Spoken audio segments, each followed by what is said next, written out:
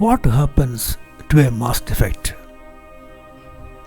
Einstein's special theory of relativity suggests that mass and energy are different manifestations of the same thing.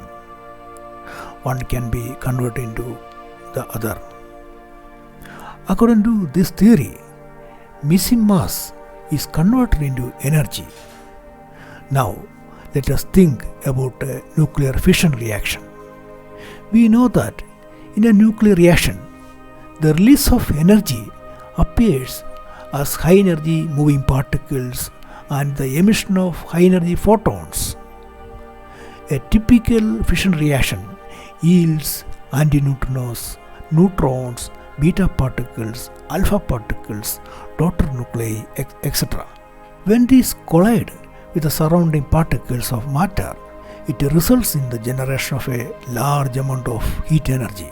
Since the heat produced is so high, the excited particles emit high energy photons like X-rays and gamma rays in addition to other longer wavelength radiations. This gives a new insight into how actually a mass defect yields energy.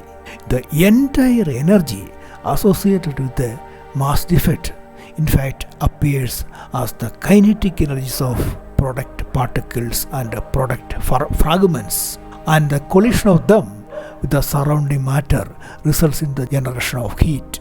That is, the missing matter in a nuclear reaction somehow vigorously energizes the products. The interesting thing here is that we are not seeing any matter energy conversion as special theory suggests.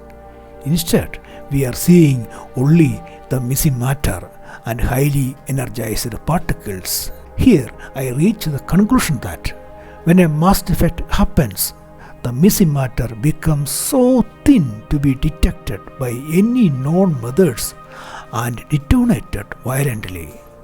In other words, the release of energy with a mass defect is because of the change in the state of matter.